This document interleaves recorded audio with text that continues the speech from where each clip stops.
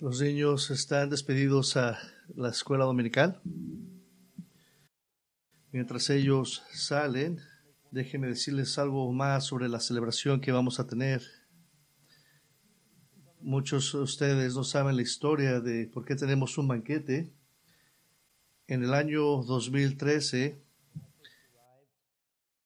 la iglesia local aquí de Grace estaba en un momento muy difícil, en dolor, y algo que decidimos hacer fue preparar un banquete donde con propósito íbamos a ver todas las cosas que Dios había hecho por nosotros en ese año, y Él lo ha hecho hasta ahorita.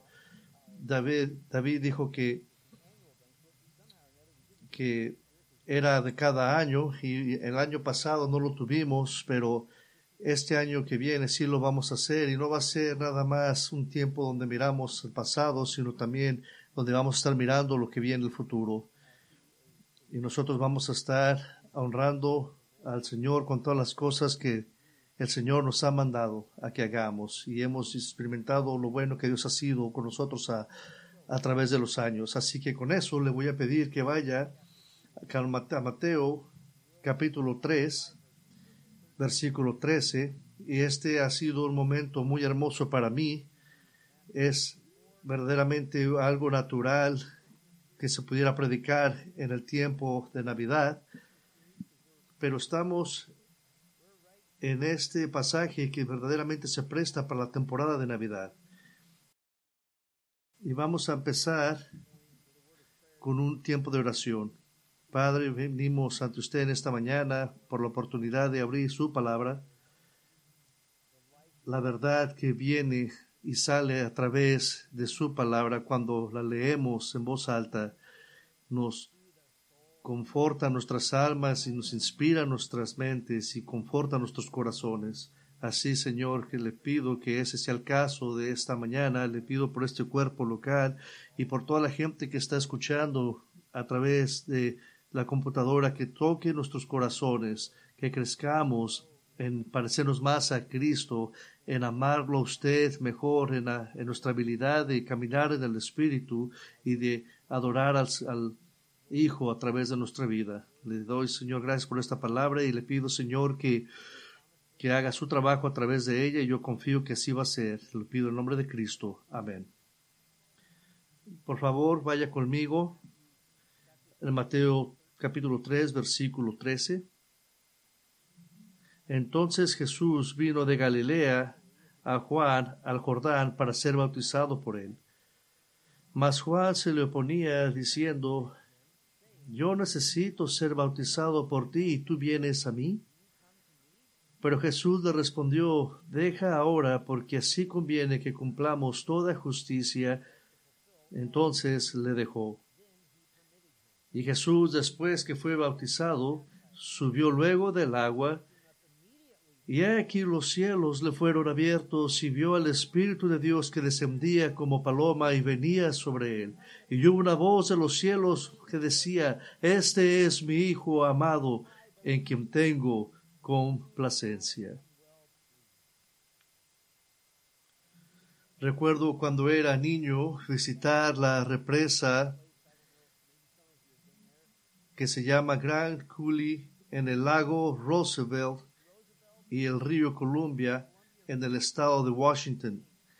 La represa Grand Coulee alberga la planta hidroeléctrica más grande de los Estados Unidos, y aún de adulto es hermoso ver ese proyecto. Pero estaba interesado de cómo trabajaba, y le pregunté muchas preguntas a mi padre de cómo trabajaba eso, y él me dio la información que él pudo darme. Pero el aliviadero, la parte de la represa que permite que el agua que no se necesita para la energía eléctrica fluya sobre ella, tiene el doble de la altura de las cataratas del Niágara, y 1,000,000 de pies cúbicos de agua por segundo fluye sobre ella. Pero lo que controla la cantidad de agua utilizada para la energía eléctrica o para continuar más allá de la presa son las compuertas de inundación. La presa está equipada con 11 enormes compuertas contra inundaciones, 135 pies de largo y 28 pies de alto. Cuando visité aún de niño, todas las noches la cascada del aliviadero y el agua que fluía de las compuertas se iluminaba con luces de colores. Ahora todas las noches hay un espectáculo de luces láser ahora en estos días. Antes solamente usted usaba lámparas para que usted pudiera iluminar el agua. Pero de verdad, tratar de describir la cantidad de agua que fluye desde el aliviadero y las compuertas es casi inútil, porque es más de lo que realmente podemos comprender. Podemos usar números grandes, pero en realidad no podemos escribir lo que pasa ahí. Y esa es precisamente la imagen que quiero implantar en nuestras mentes esta mañana. Compuertas que cuando se abren permiten que un diluvio de abundancia imaginable pasen a través de ellas. De hecho, estoy pensando en dos compuertas en particular, solo 2 versículos en nuestro Antiguo Testamento, las cuales fielmente permanecieron cerradas reteniendo las aguas del cumplimiento mesiánico. Pero en el bautismo de Jesús, estas 2 compuertas han sido abiertas.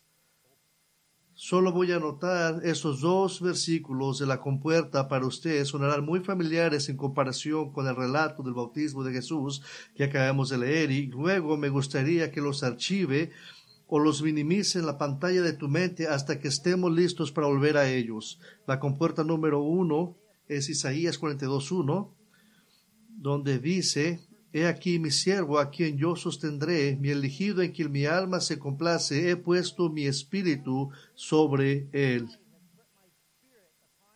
Escuchaste los elementos familiares, Dios el Padre exaltando al siervo en quien está complacido, el siervo sobre quien él ha puesto su espíritu. Y la compuerta número 2 es Salmos 2, versículo 7, donde dice: Ciertamente contaré el derecho de Yahweh. Él me dijo: Tú eres mi hijo, hoy te he engendrado. Esta es la voz profética del Mesías mismo hablando, afirmando que su Padre está reconociendo una ocasión trascendental de algún tipo. No que Jesús se convirtió en el Hijo de Dios, sino que en ese momento Dios el Padre ha anunciado: Tú eres mi hijo oficialmente. Y de nuevo usted escucha elementos familiares, el anuncio de que este Jesús es el Hijo de Dios.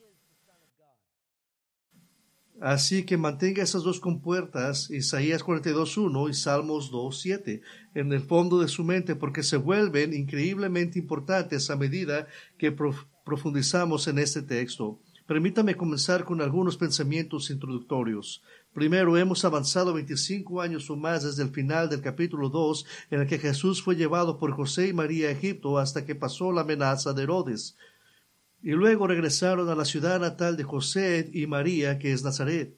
Juan el Bautista ha comenzado su ministerio. Los primeros 12 versículos del capítulo 3 nos dan la esencia de su empuje y su enfoque, casi como un resumen. Y ahora el bautismo de Jesús sirve como la transición del enfoque del ministerio de Juan el Bautista de presentar al rey mismo. Jesús tiene ahora 30 años según Lucas 3:23. Y eso es lo que tenemos de fundación. Y segundo, tenemos que enfocarnos en esto. Aunque este no es el propósito principal del texto, el relato de Mateo sobre el bautismo de Jesús hace algo maravilloso para el judío que lee este evangelio y para toda la iglesia primitiva que poseía este evangelio tan pronto como una década o menos después de la ascensión de Cristo al cielo.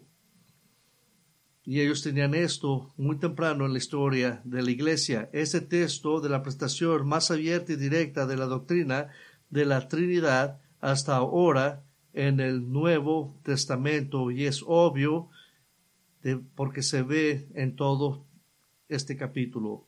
Sin embargo, ahora en Mateo esta historia sirve como colofón a las referencias obvias a la Trinidad hasta ahora en el libro. Dios, el Hijo, es presentado desde el primer verso del libro. En el capítulo 1:23 se llamará Emmanuel, Dios con nosotros, es lo que dice. Capítulo 2:1, Jesús es llamado el Rey de los judíos, donde es profetizado en Josías. Y Jesús también se puede ver como Dios el Espíritu. Capítulo 1:18, María será hallada encinta por el Espíritu Santo. Capítulo 1:20, Jesús es concebido por el Espíritu Santo. Y Dios el Padre es traído a la historia al mismo tiempo. Es un ángel enviado por Dios Padre que le habla a María en capítulo 1, versículo 20. En el capítulo 1:22, esto sucedía para que se cumpliera lo dicho por Dios el Padre en Isaías 7:14. Mateo 2:6 se cita a Dios el Padre en Miqueas capítulo 5, versículo 2, cuando había declarado que el rey vendría de Belén. Pero ahora, en gloriosa triunidad, en el bautismo de Jesús, la voz de Dios Padre habla. Dios el Espíritu desciende y Dios Padre anuncia: este es mi Hijo amado. La doctrina de la Trinidad es afirmada y se puede encontrar en forma sombreada en el Antiguo Testamento, pero el Nuevo Testamento, comenzando con Mateo, anuncia que nuestro Dios es Padre, Hijo y Espíritu Santo.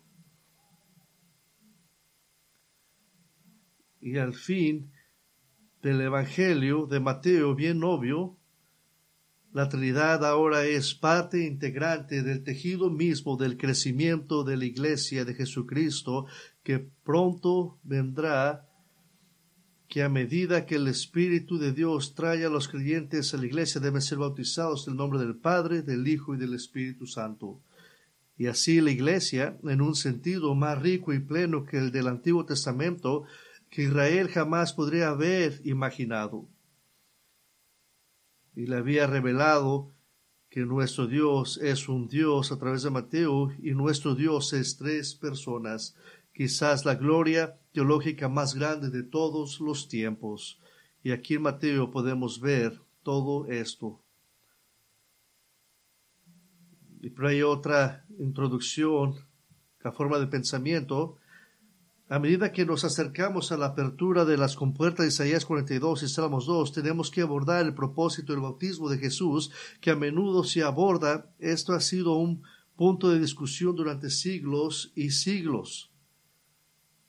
Y algunos sostienen que el propósito es ser un precursor del bautismo del cristiano, el bautismo que cada creyente experimenta en reconocimiento simbólico de estar en Cristo, de ser enterrado con Cristo y resucitado con Él.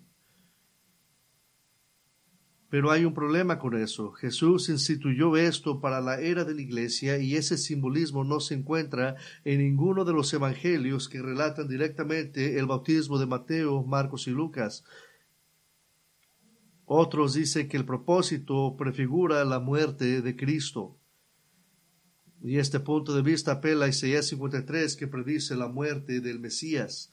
Pero esto nunca se afirma ni se insinúa en ninguna parte del texto y estaría fuera de lugar tan temprano en Mateo. Otros dicen que Jesús está obedeciendo la ley de Moisés, pero no hay una conexión entre el bautismo de Juan y la ley de Moisés. Ese es el problema. Como hemos dicho antes, el bautismo de Juan es un evento completamente único, algo de transición. Hay muchas otras opciones, muchas muy buenas y precisas, pero en mi opinión todas cometen el error de confundir el propósito con los resultados, con la apertura de las compuertas. En realidad no hay ninguna razón por la cual que pelear, porque Cristo mismo dice lo que quiere decir esto en el versículo 15, para cumplir toda justicia. Esa es la razón,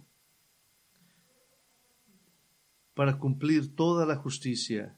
¿Qué quiere decir esto? Esta es una declaración general de Jesús sometiéndose a la voluntad de su Padre. Así que para cumplir toda justicia significa simplemente que era la voluntad de su Padre que Él se sometiera de la misma manera que todos los que fueron bautizados por Juan lo hicieron, con una diferencia excepcional, sin confesión de pecado.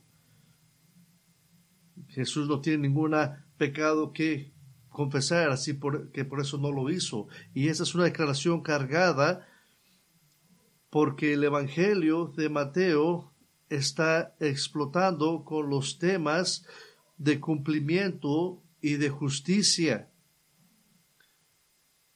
Y ya hemos visto en Mateo 1 al 3 que Jesús es el cumplimiento del Antiguo Testamento, las profecías y el linaje familiar. Y lo vamos a ver a través de Mateo. Y el tema de la justicia surgirá a lo largo de Mateo, especialmente por el mismo Jesús,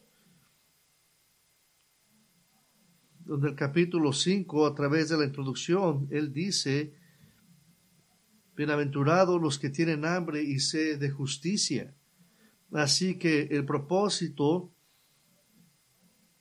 de esto es una explosión a través de este tema, con el propósito del bautismo de Jesús en general es cumplir toda la justicia. Pero esta sumisión a la voluntad del Padre, mostrándose a sí mismo con el Mesías en su bautismo, este es el evento que abre las compuertas de resultados, de cumplimiento de patrones y predicciones bíblicas sobre la venida del Mesías.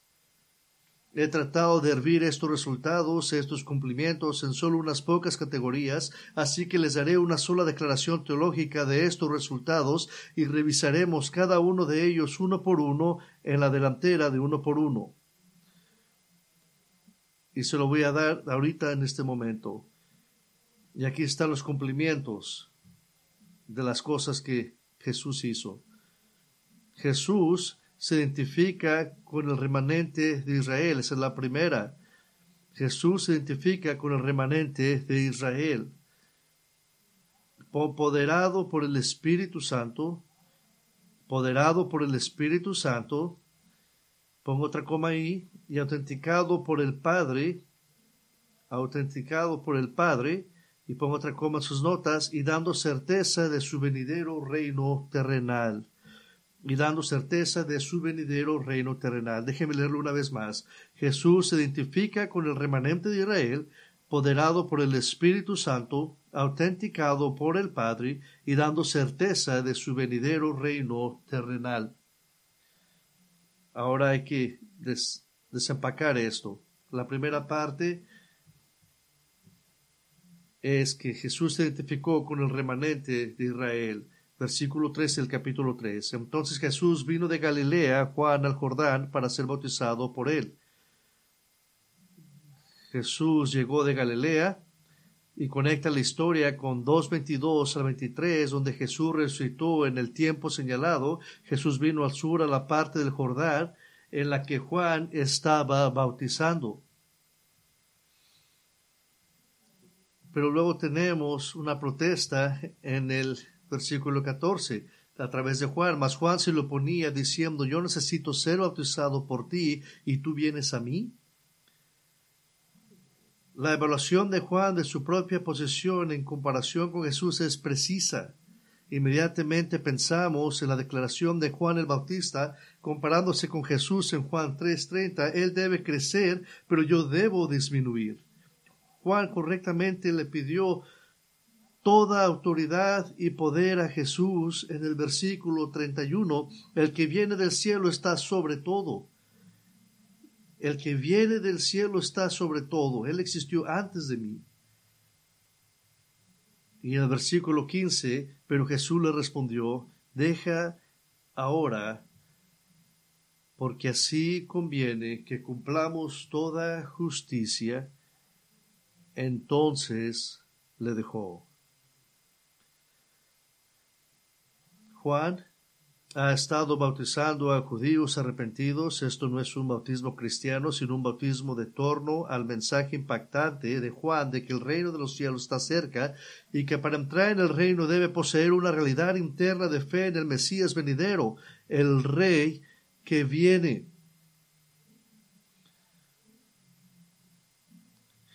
Usted no simplemente puede ser una persona que mantenga la ley, ni que pueda mantener su programa religioso. Usted debe de arrepentirse y estar contrito de corazón. Y ese es un mensaje duro, y así que los judíos estaban entrando en las aguas del bautismo en acto de humildad, un acto de humillación. Estaban confesando sus pecados públicamente al ser bautizados. En Mateo 15, versículo 24, Jesús declaró que su misión principal era que Él fue enviado a las ovejas perdidas de la casa de Israel. Había venido a salvar un remanente, una porción. Y a través del Antiguo Testamento, Dios siempre ha mantenido un remanente vivo, pero ahora el Salvador ha venido a salvar espiritualmente a un remanente, aquellos que formarían la columna vertebral del reino venidero. Así que al entrar en las mismas aguas del bautismo en el río Jordán y al ser bautizado por el mismo hombre que había bautizado a miles de judíos, Jesús le encontraba donde estaban. Y Jesús los estaba encontrando en el punto de su humillación y degradación del pecado. Él venía a ellos porque ellos no podrían venir a Él, a menos que Él los encontrara en su punto de necesidad espiritual. De hecho, en una manera muy real, Jesús estaba anticipando su ministerio a los pequeños, pero arrepentidos de Israel, y recuerde, esto está en gran contraste con los altos y poderosos fariseos y saduceos. Y ya lo hemos mirado en los capítulos anteriores. Pero incluso en el Evangelio de Mateo vemos a aquellos que Jesús calificaría para entrar en su reino, no los altos y poderosos, no los altos ni los super espirituales en términos de obras externas, no. Mateo 11:19, incluso los enemigos de Jesús lo llamaron amigo de publicanos y pecadores. Mateo 12:20 indica que Jesús es el cumplimiento de la venida de un Salvador descrita en Isaías 42:3. La caña maltratada no la romperá, ni la mecha humeada no apagará. Una descripción de un tierno pastor que sabe que su pueblo tiene una necesidad espiritual desesperada. Él conoce a su gente y sabe que tienen mucha necesidad. Y también recordamos a Jesús alimentando a las personas, aun cuando estaba muy cansado, y miró que la gente estaba necesitada, y Él tuvo compasión de ellos. Los miró como ovejas sin pastor, y en Mateo 21 Jesús enviaría por el pollino de un asno, sobre el cual se presentaría oficialmente Israel como un rey, y se dijo que esto era un cumplimiento de Zacarías 9:9 para llamar a Jerusalén: he aquí tú el rey, viene a ti, humilde y montado en un asno y en un pollino, hijo de una bestia de carga, casi la manera menos grande de ir a cualquier lugar. De hecho, podríamos echar un vistazo a los escritos de Pablo y recordar la descripción teológica de Pablo de lo que Jesús finalmente haría en la cruz al identificarse completamente con los pecadores. En 2 Corintios 5:21, Pablo escribió lo siguiente: al que no conoció pecado, por nosotros lo hizo pecado, para que nosotros fuésemos hechos justicia de Dios en él. Eso es lo que dijo el apóstol Pablo. Cuando Jesús entró a las aguas del bautismo de Juan, Jesús se alistó a sí mismo con aquellos verdaderamente lo iban a seguir. No sé usted, pero ¿no es asombroso? ¿No es asombroso esto? El glorioso Hijo de Dios vino a la tierra para pararse donde está usted en su pecado y necesidad espiritual, para conocerlo y de hecho en su lugar para ser identificado con usted como pecador, para que usted pueda identificarse con Él como perfectamente justo. Esto es el núcleo del Evangelio. Ese es el centro del Evangelio, que Jesús se paró como si fuera un pecador para que usted pudiera ser considerado por Dios como si usted fuera justo. Eso fue lo que hizo cuando entró a las aguas del bautismo de Juan. Así que primero Jesús se identifica con el remanente de Israel, y ahora segundo podemos ver cómo fue poderado por el Espíritu Santo. Poderado por el Espíritu Santo. Versículo 16 de Mateo 3 dice: y Jesús, después que fue bautizado, subió luego del agua, y aquí los cielos le fueron abiertos, y vio el Espíritu de Dios que descendía como paloma y vendría sobre él. Jesús inmediatamente salió del agua. Fue dramático. Fue un bautismo al estilo de David Papillon. Jesús saliendo del agua, porque mientras lo hacía sucedió algo maravilloso. A la vista completa de Jesús y de Juan el Bautista, según su propio testimonio en Juan 1:32, una vista, un pasaje, un desgarro de los cielos, como quieras llamarlo, fue abierto desde el cielo. Y fue abierto y se podía mirar. No solo un maravilloso truco de luz del sol y las nubes, sino una vista al mismo salón del trono del cielo. Esta es una característica normal de una gran revelación tremenda. Y eso se ve a través de las Escrituras. Ezequiel capítulo 1:1 registra que Ezequiel vio que los cielos se abrieron y vi visiones de Dios. Génesis 28:12, Jacob ve un sueño a los ángeles de Dios subiendo y bajando una escalera del cielo. Mientras moría como el primer mártir cristiano, Hechos 7:55, registra a Esteban mirando fijamente al cielo y viendo los cielos abiertos mientras contemplaba la gloria de Dios. Apocalipsis 4:1 registra el apóstol Juan recibiendo una visión y aquí una puerta abierta en el cielo.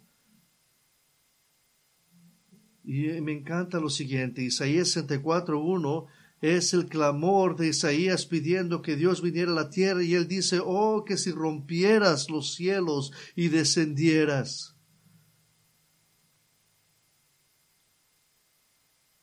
Así que ahora Jesús y Juan, ambos testigos de la apertura de una puerta o desgarro en los cielos hacia la misma sala del trono de Dios, como le quiera llamar.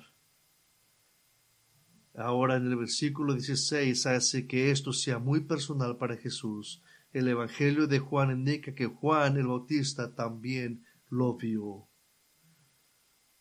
Pero ahora es Jesús y él lo vio, el Espíritu de Dios descendía como paloma y vendría sobre él.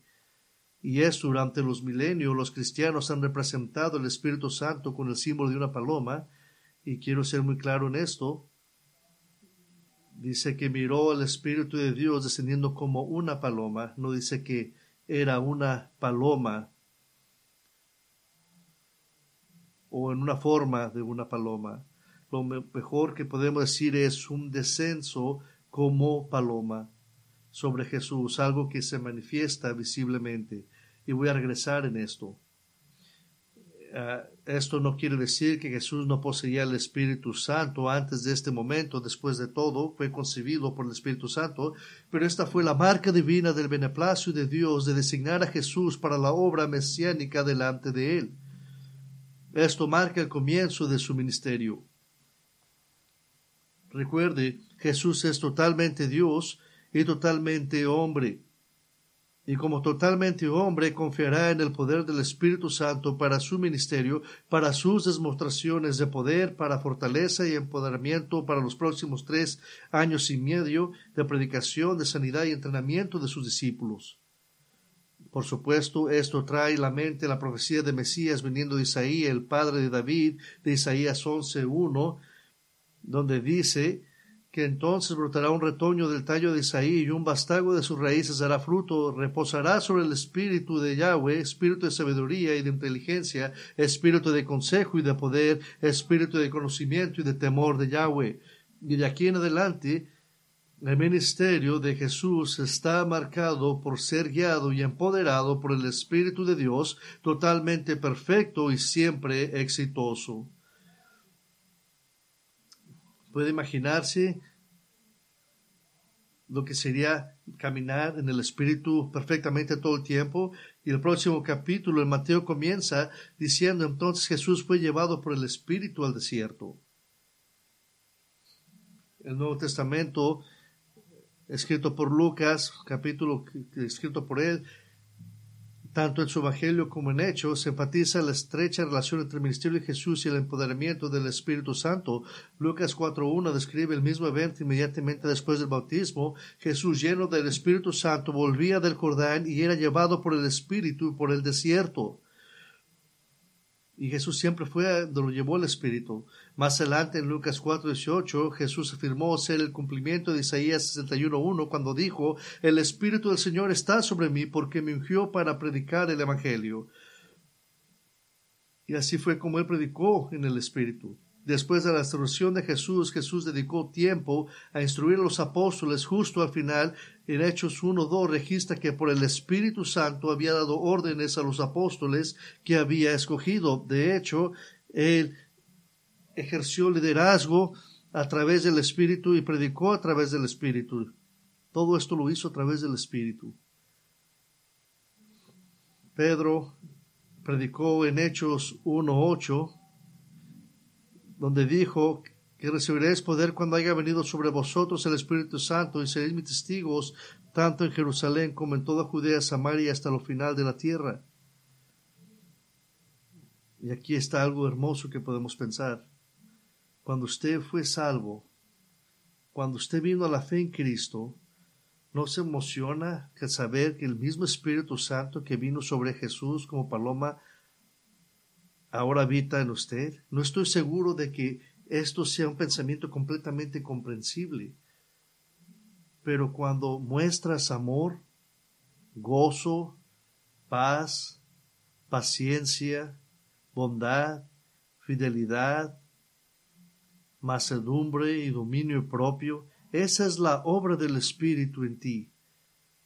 Y el Espíritu de Dios se manifiesta a través de esto. Cuando usted está confiando a Dios, el Espíritu está manifestando en usted.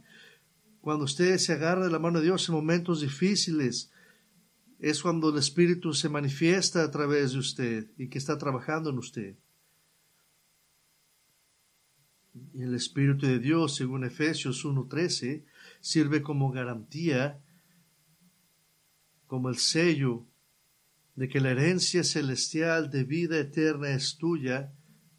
Y esa es la lógica, que el Espíritu nunca te dejará. El Espíritu permanece en el cielo, por lo tanto vas a ir al cielo. Y si han confiado en Cristo, a quien el Espíritu se señala como el camino, la verdad y la vida, el único camino para tener paz con Dios y Padre. Jesús se identificó con el remanente de Israel. Segundo, fue apoderado por el Espíritu. Y la tercera parte que vamos a ver es de que fue autentificada por el Padre. Y el Padre nos enseña en el versículo 17 que dice: y hubo una voz de los cielos que decía: este es mi Hijo amado en quien tengo complacencia. Ahora no solo se abren los cielos, sino que la voz de Dios el Padre llama desde los cielos. Esto confirma la importancia del descenso del Espíritu de Dios sobre Jesús. Y Dios el Padre está verbalmente al oído de Juan el Bautista, autentificando la identidad de Jesús como el mismo Hijo de Dios. Esta es la autenticación pública de la deidad de Cristo Jesús. Incluso los líderes malvados de Israel conocían las implicaciones de la filiación de Jesús. Juan 5:18 dice que los líderes judíos buscaban matar a Jesús porque él llamaba a Dios su propio Padre, haciéndose igual con Dios. Y es en esta ocasión, el bautismo de Jesús, que Dios el Padre muestra su infinito deleite y placer en su Hijo. Este es un momento divino de amor y gozo entre Dios Padre, Dios Hijo y Dios Espíritu.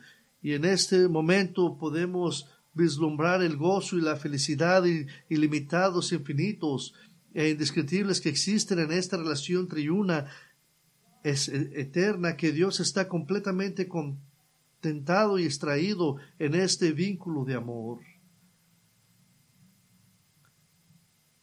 Pero déjeme recordarle esto. Tantas veces el Nuevo Testamento llama al creyente uno que está en Cristo. Estamos unidos a Cristo. Se nos da la justicia imputada de Cristo. Y debido a esto, usted como cristiano puede saber con seguridad que la actitud y disposición de Dios Padre hacia usted es el Hijo amado de Dios, hija, y con usted Él está complacido a través de Jesucristo. No sé pero esta es una verdad que vale la pena ponderar, vale la pena masticar y vale la pena maravillarse en ella. Jesús se identifica con el remanente de Israel, fue apoderado por el Espíritu Santo, fue autentificado por el Padre, y ahora la cuarta parte de nuestra frase, de nuestro estudio, es que dando certeza de su venidero reino terrenal. ¿Cómo el bautismo de Jesús da certeza de que Él gobernará en el reino terrenal venidero? Recuerde, seguimos teniendo en cuenta el contexto del ministerio de Juan el Bautista. Su mensaje es: arrepentíos, porque el reino de los cielos está cerca, el reino está cerca. Y recuerde que Juan siempre tuvo esta visión muy limitada, pero él sabía que el reino podía llegar en cualquier momento. Él no tenía un concepto de la iglesia. Él no sabía nada de esto que iba a venir. Y esto es lo que está viendo él. Por eso es que su mensaje está tan urgente. Déjenle digo lo que está pasando aquí. Y voy a usar una ilustración que puede ayudarnos a entender lo que le está pasando a Juan. A veces las películas o los programas de televisión utilizan una técnica de narración de historias en la que los personajes principales han sufrido un terrible desastre, pero con la magia de la creación cinematográfica, de repente todo lo que condujo a la catástrofe rebobinó y se repitió, solo que esta vez con una conclusión victoriosa, porque algo cambió y algo se alteró. Eso es lo que ellos usan cuando hacen este tipo de películas. Algo se altera. Y esto es esencialmente lo que encontramos a Jesús en medio de hacer. Está repitiendo la historia de Israel, porque Israel no ha podido recibir el reino de Dios en la tierra. Israel se rebeló, rechazó a Dios, su rey y la ley de Dios. Fue exiliado. Un pequeño remanente regresó con la mayoría de los judíos todavía dispersos por la tierra, y ahora una vez más Israel está en una condición apóstata, habiendo sido llevado al ultralegalismo por los fariseos y con una esperanza superficial en un Mesías que no viene a salvarnos del pecado, sino simplemente de la ocupación romana. Pero ahora viene Jesús, y viene como si estuviera haciendo el papel del mismo Israel. Toda la historia está siendo repetida y Jesús lo está volviendo a poner enfrente de ellos. En Isaías 49:1 es la voz del Hijo de Dios mismo hablando proféticamente en su propio nacimiento, 700 años después de que se haya registrado sus palabras. Oídme costas y estar atentos pueblos lejanos, dice Yahweh. Me llevó desde el vientre del cuerpo de mi madre, me hizo nombre para ser recortado. Este es un claro indicador de la venida del Hijo de Dios a la tierra desde el vientre de su mujer. Pero 2 versículos después se escucha la declaración de Dios Padre acerca del Hijo. Isaías 49:3 me dijo: Tú eres mi siervo Israel, en quien mostraré mi hermosa gloria. Así que esta vez, en todas las formas en que Israel falló, Jesús tendrá éxito, porque lo encontramos justo en el medio de rehacer la historia de Israel de una nueva manera y que conduce a un nuevo reino. ¿Qué quiero decir con esto? En la prehistoria de Israel, antes de que ella fuera una nación, Abraham fue guiado por Dios para tomar a su hijo Isaac, a través de quien vendría la nación prometida, y él debía sacrificarlo a Dios. Y recuerda cómo Dios ordenó a Abraham, a ver si te suena familiar, Génesis 22:2. Entonces dijo: Toma ahora tu hijo, tu único hijo Isaac, a quien amas, y sal a tierra de Moriah y ofrécelo ahí. Isaac no fue ofrecido, pero se salvó. Y cuando Isaac primero preguntó de dónde obtendría el sacrificio, Abraham dijo: Dios se proveerá del cordero. Jesús en las aguas del bautismo está afirmando su obediencia al plan de su Padre como el Hijo amado de Dios para ser el sacrificio sustituto por el pecado. Israel residió en Egipto, por lo que terminaron siendo varios cientos de años, y Jesús residió en Egipto cuando era un niño. Israel, como pueblo, fue introducido a la necesidad de la expiación cuando sacrificaron el Cordero de la Pascua y el ángel de la muerte pasó sobre ellos. Inmediatamente después del bautismo de Jesús, Jesús pasó caminando. En Juan 1:29 nos dice que Juan el Bautista anunció a todos: «He aquí el Cordero de Dios que quita el pecado del mundo». En 1 Corintios 5:7 declara que Cristo es nuestro Cordero Pascual. Israel tuvo que atravesar las aguas del Mar Rojo en dependencia total de Dios. Jesús está en las aguas del bautismo para cumplir la justicia. Israel terminó en el desierto durante 40 años porque no pudo resistir la tentación del miedo y la tentación de querer regresar a la relatividad seguridad de Egipto. Pero Jesús está a punto de ser conducido al desierto por 40 días. Solo Él tendrá éxito donde Israel fracasó. Él resistirá la tentación más grande que cualquier hombre haya sufrido, y a diferencia de Israel, quien fracasó en su fe, la fe de Jesús se mantendrá fuerte y Él combatirá las acechanzas de Satanás con la palabra de Dios. Pero hay algo más que nos lleva muy atrás, más allá de la historia de Israel. Algo que nos lleva al amanecer del tiempo, al principio de todas las cosas, a la creación misma. El descenso del Espíritu Santo como paloma sobre Jesús. La descripción no es como un relámpago o como una luciérnaga o cualquier otra cosa. Es la imagen de una paloma aterrizando sobre Jesús. Cuando un pájaro aterriza, extiende todas sus plumas para actuar como un paracaídas y para ralentizar el proceso aerodinámico hasta lo que equivale a una pérdida controlada. Y en muchos casos, si observa cuidadosamente, si la velocidad o el ángulo de descenso es grande, el último que hacen es aletear y agitar sus alas rápidamente hacia adelante para proporcionar la parada final.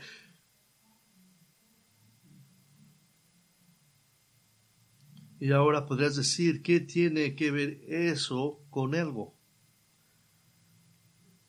Porque esta descripción específica del Espíritu Santo que viene sobre Jesús como una paloma tiene un parecido notable e inconfundible con la primera descripción del Espíritu Santo en toda la Biblia, en el momento de la creación.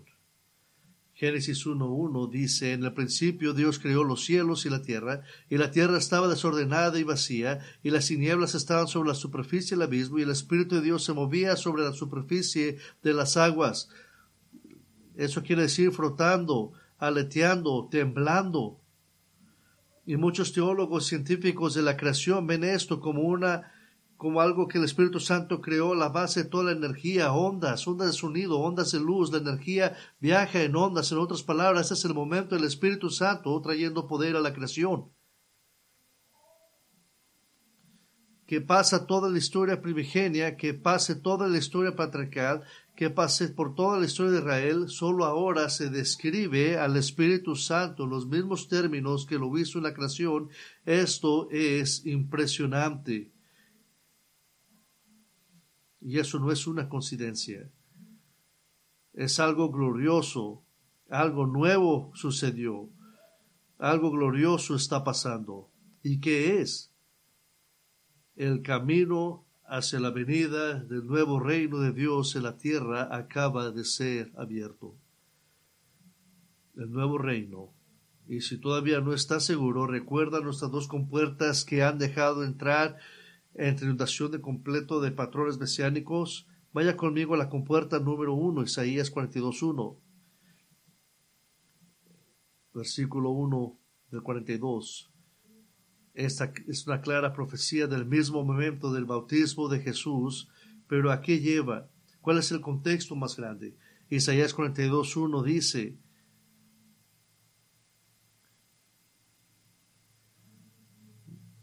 lo que dice la compuerta número 1. si se cumplió el bautismo, pero ahora toma un giro global repentino. He aquí mi siervo, los que tendré escogido, en quien mi alma tiene contentamiento, y he puesto sobre el Espíritu Santo. Y ahora esto se puede mirar en el Antiguo Testamento, pero también va a traer justicia a todas las naciones. Y eso no se oye como su primera visita. Y tenemos algo familiarizado a través de esto. En versículo 3 dice que no quebrará la caña cascada ni apagará el pábilo, que humeará por medio de la verdad traerá justicia. En el 6 dice: yo Jehová te he llamado en justicia y te sostendré por la mano, te guardaré y te pondré por pacto del pueblo, por la luz de las naciones, para que abra los ojos de los ciegos, para que saques de la cárcel a los presos y de casas de prisiones a los que moran en tinieblas. Esto resulta familiar para nosotros, suena como el ministerio de Jesús en la tierra, ¿verdad? Ministerio de gracia. Pero entonces, lentamente, imperceptiblemente, esta sección va a una dirección totalmente diferente, una dirección global, una dirección victoriosa. En el versículo 10, cantar a Jehová un nuevo cántico, su alabanza desde el fin de la tierra, los que descienden desde el mar, y cuando hay en él las costas y los moradores de ellas. Alce la voz del desierto y su ciudad, de las aldeas donde habita Cedar, ante los moradores de Sela, y desde la cumbre de los montes den voces de júbilo, den gloria a Jehová y anuncien sus loores en las costas.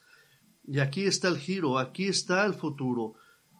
Jehová saldrá como gigante, y como hombre de guerra despertará celo, y gritará, voceará, y se esforzará sobre sus enemigos. Él va a prevalecer a través de sus enemigos. Ahora vamos a ver la compuerta número 2, Salmos 2:7. Vaya conmigo ahí, por favor.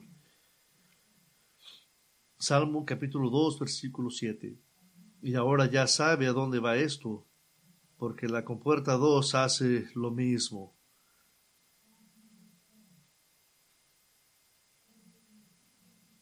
Y hace lo mismo este capítulo de la Biblia. Y esto fue muy familiar para nosotros. Yo publicaré el decreto. Jehová me ha dicho: mi hijo eres tú, yo te engendré hoy. Ahora, no he mencionado eso todavía, pero el título de este mensaje es la coronación del rey, y he aquí por qué. En Salmos 2:7 es lo que muchos sienten que es una fórmula de coronación, Dios el Padre declarando Dios el Hijo Rey sobre toda la tierra, y he aquí por qué. Fíjese lo que dice el versículo 8. Pídeme, y te daré por herencia las naciones, y como posesión tuya los confines de la tierra. Los quebrantarás con vara de hierro, como vasija de alfarero los desmenuzarás. Ahora pues, oh reyes, sed prudentes, admitid amonestación, Jesús de la tierra, servir a Jehová con temor, y alegraos con temblor, honrar al Hijo para que no se enoje, y perezcáis en el camino, pues se inflama de pronto su ira. Bienaventurados todos los que en él confían. El bautismo de Jesús está dando certeza de la venida del reino terrenal de Cristo. Las compuertas se abrieron. ¿Y qué ha venido a través de un torrente de cumplimiento profético? Jesús se identifica con el remanente de Israel, apoderado por el Espíritu Santo, autenticado por el Padre y dando certeza de su venidero reino terrenal. Pero aún hay batallas por ganar. Y la primera está a la vuelta de la esquina. En el próximo verso de Mateo, regrese a Mateo capítulo 4, versículo 1. Porque Satanás va a tratar de cerrar esas puertas. Él va a tratar de deshacer el efecto del bautismo de Jesús. Y va a tratar todo lo que pueda para hacer eso.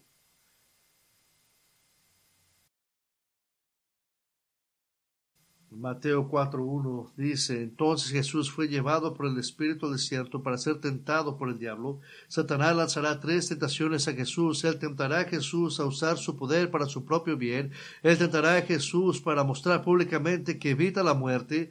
Y tentará a Jesús a omitir todo el ministerio y cruzar y ser el segundo al mando de Satanás y gobernar el mundo tal como es ahora en su estado pecaminoso. Pero para mis propósitos de esta mañana quiero enfatizar que la tentación de Jesús fue un intento de Satanás de cerrar esas compuertas, de cerrar el grifo del cumplimiento profético. Primero, Jesús se identifica con el remanente de Israel. Las tres tentaciones de Satanás incluyeron olvidarse de la difícil situación del pecador y elevarse a sí mismo inmediatamente a la gloria.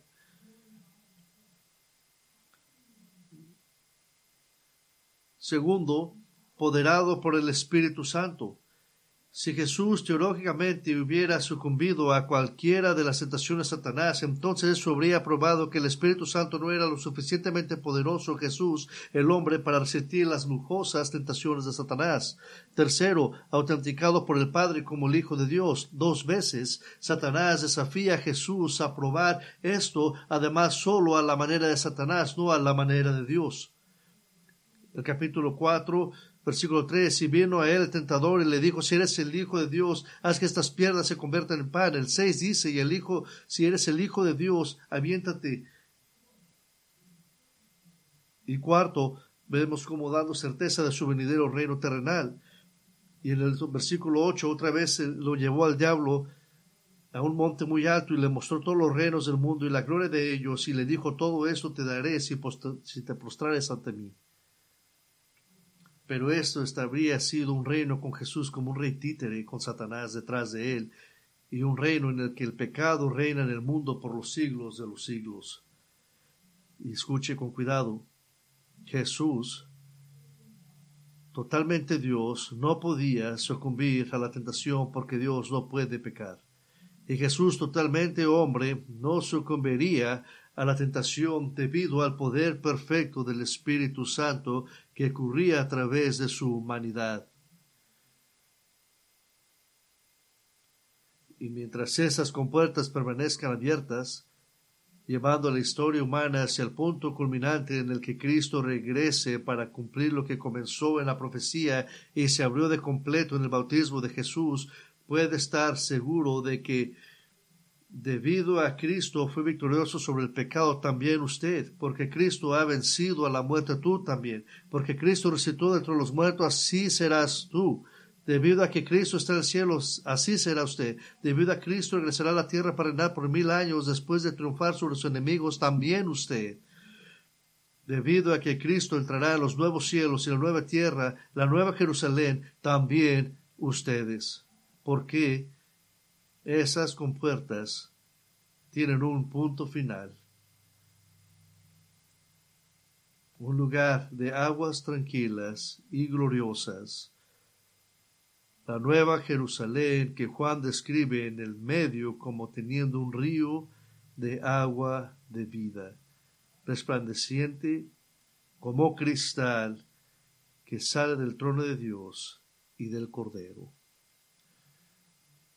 Y hay un versículo muy hermoso, una parte de Tesalonicenses del capítulo 4, y habla después del tiempo del rapto, y ese es su futuro, y ese versículo dice, y lo dejo con esto, y dice que así siempre estaremos con el Señor. Las compuertas están abiertas y vamos a estar en esa agua hasta el final del tiempo. Padre, gracias por esas compuertas que ha abierto, profetizadas hace muchos años atrás, antes del bautismo de Cristo. Y ahora la corriente de esa agua blanca del plan redentivo suyo sale y no puede ser parado. Y le doy gracias y lo adoro por habernos escogido a nosotros desde antes de la fundación del mundo para estar en esas aguas. Y le doy la honra y gloria a usted por nuestro Señor Jesucristo, nuestro Salvador, por haber sido el hombre perfecto que fue en obediencia en una muerte horrenda que agarró su furia en vez de haber sido agarrada por nosotros. Y le doy gracias por el Espíritu Santo también, que nos habló para usted, para regenerar nuestros corazones y darnos la habilidad de tener fe en Cristo, enseñando nuestro pecado y dándonos la fe que ocupamos para confiar en Cristo. Y damos gracias, Señor, y oramos por esas personas que no conocen a Cristo, que saben que están afuera de esas compuertas de su agua preciosa, que no están en el plan redentivo, donde esas aguas de vida no han tocado sus cuerpos, y le pedimos, Señor, que este día, a través del Espíritu, que los traiga al reino, para que ellos también puedan pararse un día ante la presencia de Cristo y puedan verdaderamente gozarse con esos ríos de agua viva. Y le pido, Señor, que haga esto, porque nuestro Señor será glorificado a través de esto, y oramos en su nombre. Amén.